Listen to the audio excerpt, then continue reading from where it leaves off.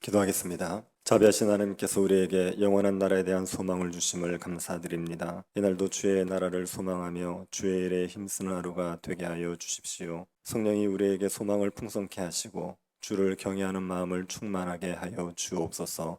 걸어가신 예수님 이름으로 기도드립니다. 아멘. 314장 찬양하겠습니다. 동일 찬송가는 511장입니다.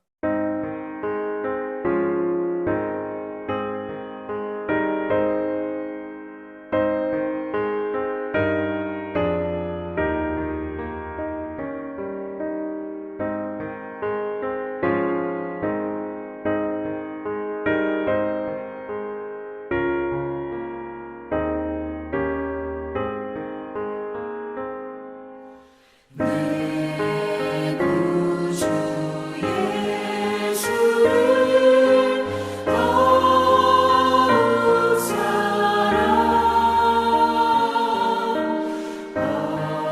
엎드려 비는 말 들으소서.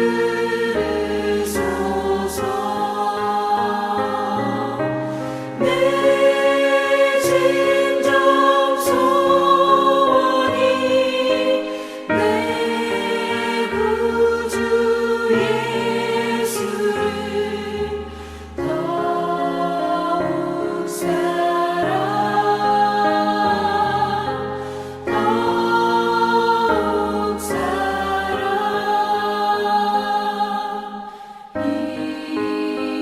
이전엔 세상 나 기뻤어도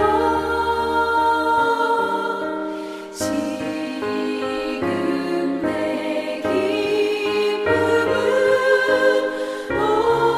오직 예수.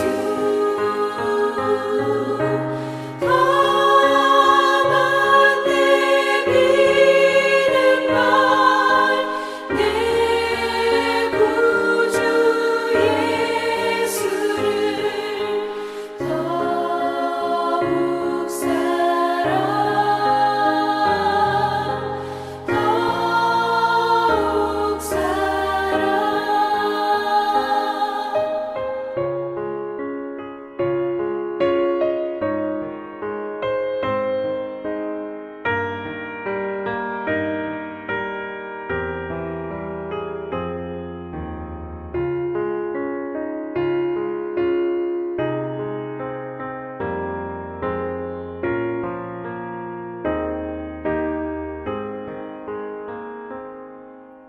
이 세상 떠날 때 찬양하고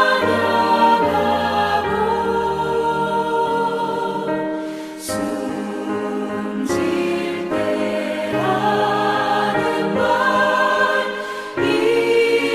이것일세. 다만 내 믿는 말 내 구주 예수를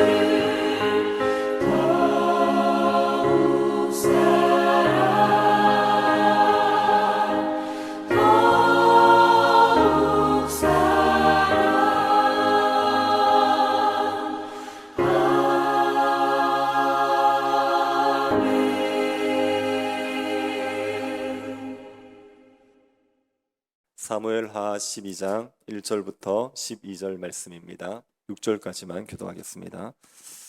여호와께서 나단을 다윗에게 보내시니 그가 다윗에게 가서 그에게 이르되 한 성읍에 두 사람이 있는데 한 사람은 부하고 한 사람은 가난하니 가난한 사람은 아무것도 없고 자기가 사서 기르는 작은 암양 새끼 한 마리뿐이라. 그 암양 새끼는 그와 그의 자식과 함께 자라며 그가 먹는 것을 먹으며 그의 잔으로 마시며 그의 품에 누움으로 그에게는 딸처럼 되었거늘.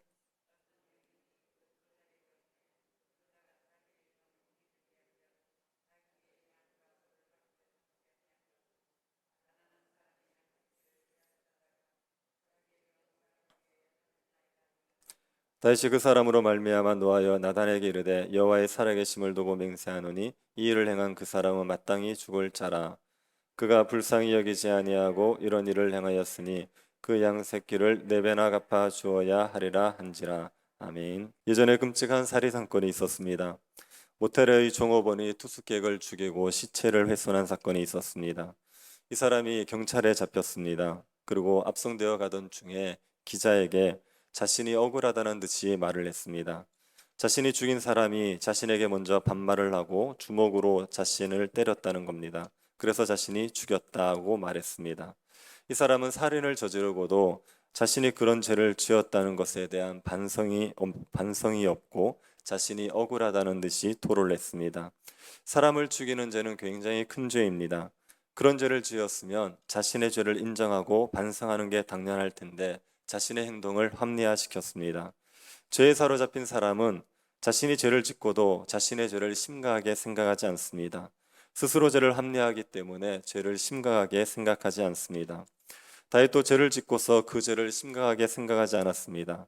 다윗은 간음을 저질렀습니다. 그리고 살인 교사를 했습니다. 다윗의 죄는 흉악한 죄입니다.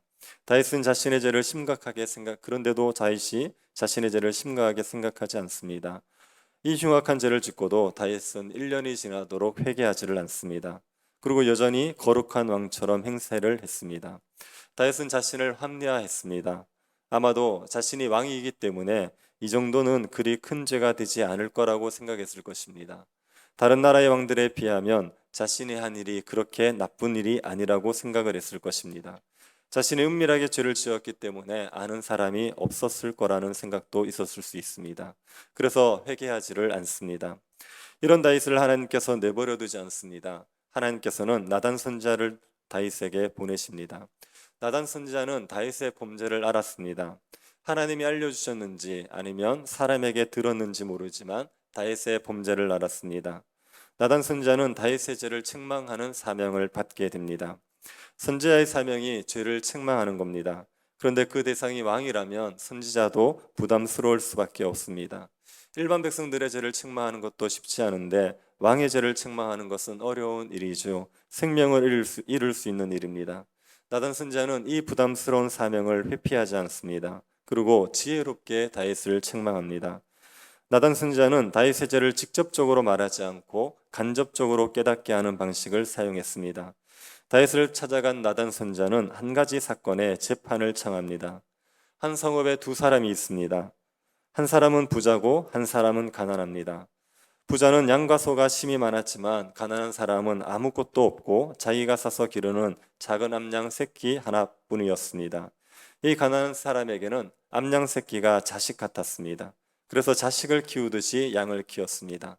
자기가 먹는 것을 함께 먹게 했고 자기가 마시는 것을 함께 마시게 했습니다. 잠을 잘 때는 안고 잠을 잤습니다. 마치 자기 딸처럼 키웠습니다. 집에서 애완견을 키우는 사람들을 보면 애완견을 마치 자식처럼 생각하지 않습니까? 자기 자녀가 둘이면 애완견을 셋째라고 말합니다. 자기는 애완견의 엄마라고 말합니다.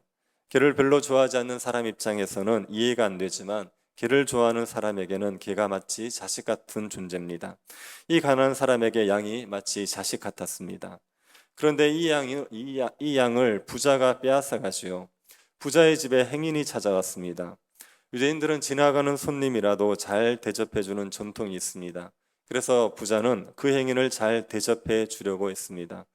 하지만 자기의 양과 소로 대접하려니까 아까운 거지요. 그래서 가난한 사람의 양을 빼앗아 자기 손님을 대접했습니다.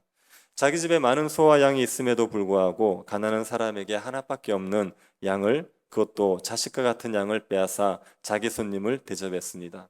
나단은 그 부자의 이야기를 들려줍니다. 부자 이야기를 들은 다윗이 어떤 반응을 보입니까? 굉장히 분노하지요. 그 자리에서 바로 판결을 내려버립니다. 여호와의 살아계심을 두고 맹세하노니 이 일을 행한 그 사람은 마땅히 죽을 자라. 다윗은 부자에게 사형 선고를 내렸습니다. 그리고 가난한 자에게 빼앗은 양의 4배를 갚아주게 했습니다. 다윗이 공의로운 판결을 한 것입니다. 이 탐욕스러운 부자에게 사형 판결을 내리고 4배를 갚아주게 한 것은 율법에 따른 공의로운 판결입니다. 율법에 따르면 양을 도둑질한 사람은 도둑질한 것을 잡았거나 팔았으면 4배를 갚아주어야 됩니다. 부자는 양을 잡아서 행인을 대접했기 때문에 4배를 갚아주는 게 율법에 맞습니다. 다윗은 부자에 대해서 분노했습니다. 그런데 이 부자가 다윗 아닙니까? 나단이 다윗을 일깨우기 위해서 이 비유를 말한 겁니다. 부자에 대해서 분노하는 다윗이 자신에 대해서는 분노하지 않습니다.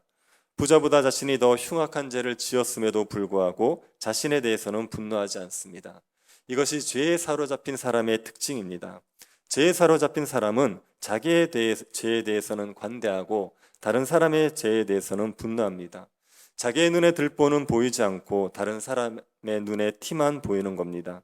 그래서 자기 죄는 그냥 두고 다른 사람의 죄를 바로잡겠다고 난리를 칩니다.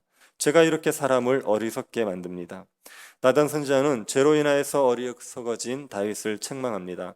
당신이 그 사람이라. 하나님께서 다윗을 왕으로 세워주시기 위해서 사울의 손에서 구원해 주셨습니다. 그리고 사울의 집을 다윗에게 주셨습니다. 사울의 아내를 다윗에게 주셨지요. 사울이 다스리던 이스라엘과 유다 족속을 다 다윗에게 맡기셨습니다.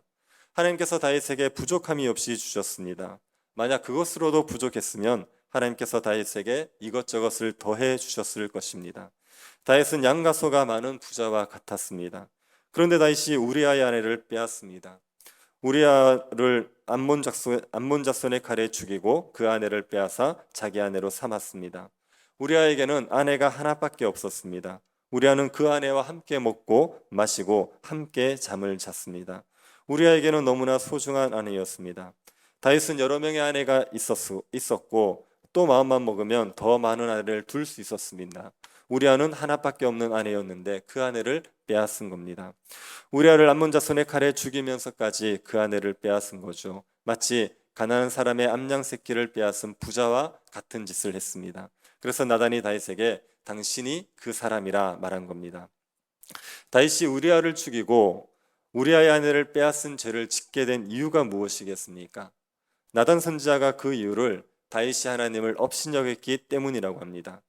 다윗이 하나님을 존중했다면 결탄코 우리아의 아내를 빼앗는 일을 할 수 없습니다. 자신을 사울의 손에서 구해주시고 사울의 집을 자기에게 맡기신 하나님에 대한 존중한 마음이 있었으면 하나님이 세우신 왕위에서 간음과 살인죄를 저지를 수 없습니다. 그런데 다윗은 하나님을 업신여깁니다. 죄를 짓는 그 순간 하나님을 철저히 무시했습니다. 그래서 다윗이 추악한 죄를 지은 겁니다. 하나님께서 이 다윗에게 심판을 선언하시죠. 다윗의 집에 칼이 영영이 떠나지 않습니다. 이건 다윗의 집이 멸망한다는 말입니다. 사울의 집이 망한 것처럼 다윗의 집도 멸망할 것이라는 겁니다.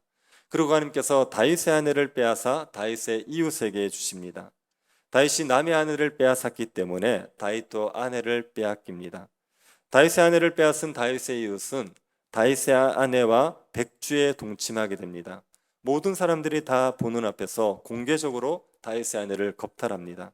다윗은 은밀하게 행했습니다. 구중궁궐 속에서 아무도 모르게 우리아의 아내를 범했지요. 하나님께서는 온 이스라엘 앞에서 백주의 다윗의 아내를 다른 이웃이 범하게 할 것이라고 했습니다. 하나님이 다윗의 악에 대해서 무서운 심판을 선언하셨습니다. 다윗은 하나님을 업신여겼습니다. 그래서 충성된 부하를 죽이고 그 아내를 빼앗는 죄를 지었습니다. 이 죄를 짓고도 죄를 깨닫지 못합니다. 하나님의 심판이 있다는 것도 알지 못합니다. 다윗은 멸망의 길을 걸어가고 있었습니다. 하나님께서 이 다윗을 칼로 멸하실 수 있었지만 나단 선지자를 통해서 회개의 기회를 주신 겁니다. 다윗이 자신의 죄를 깨닫고 회개함으로 심판을 피할 기회를 주신 겁니다. 죄에 사로잡힌 다윗이 스스로 죄를 깨닫지 못하니까, 그래서 회개하지 못하니까 선지자를 보내서 심판의 기회를 주시는 겁니다. 다윗이 나단 선지자의 말을 듣고 회개하면 심판을 피할 수 있습니다.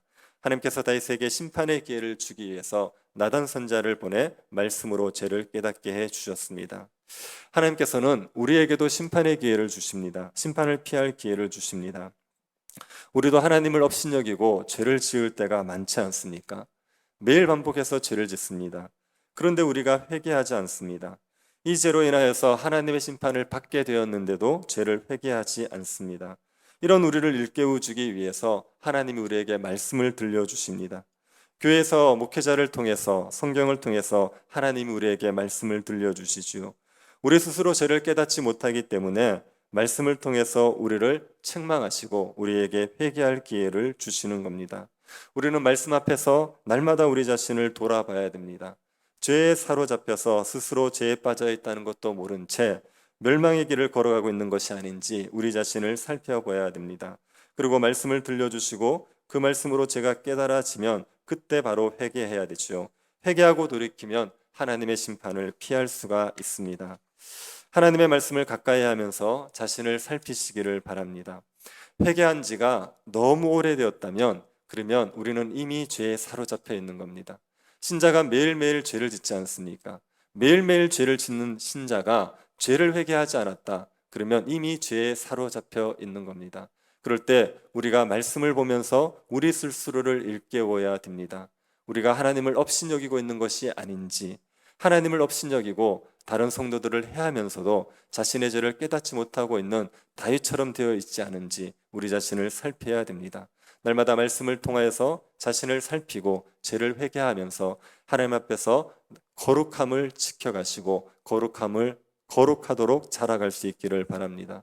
죄를 그대로 두고 멸망하는 어리석은 자들 되지 않고 말씀을 통해서 죄를 깨닫는 지혜로운 사람들 될 수 있기를 간절히 바랍니다. 우리의 모든 죄를 십자가 보혈로 씻으신 하나님께 감사드립니다. 말씀을 통해서 날마다 우리 자신을 살피게 하옵소서. 죄에 사로잡혀서 사망의 고통 가운데 살아가지 않도록 날마다 깨어 회개할 수 있도록 은혜 베풀어 주옵소서. 우리는 어리석어서 우리 자신의 허물을 깨닫지 못하고 하나님 앞에 우리가 얼마나 흉악한 죄인지를 알지 못한 채 살아갑니다. 우리를 불쌍히 여기셔서 말씀을 통하여 우리를 책망하시고 우리를 바르게 인도하여 주옵소서. 걸어가신 예수님 이름으로 기도드립니다. 아멘. 하늘에 계신 우리 아버지여, 이름이 거룩히 여김을 받으시오며 나라의 임하옵시며 뜻이 하늘에서 이룬 것 같이 땅에서도 이루어지이다. 오늘날 우리에게 일용할 양식을 주옵시고 우리가 우리에게 죄 지은 자를 사하여 준 것 같이 우리 죄를 사하여 주옵시고 우리를 시험에 들게 하지 마옵시고 다만 악에서 구하옵소서. 대개 나라와 권세와 영광이 아버지께 영원히 있사옵나이다. 아멘. 문화의 가족들이 말씀을 가까이 하면서 날마다 거룩해질 수 있도록 기도해 주시고 주일학교 겨울 사역을 위해서 기도해 주십시오. 학습 세대 교육과 성내식 위해서 기도해 주시고 개인적으로 기도하시기 바랍니다.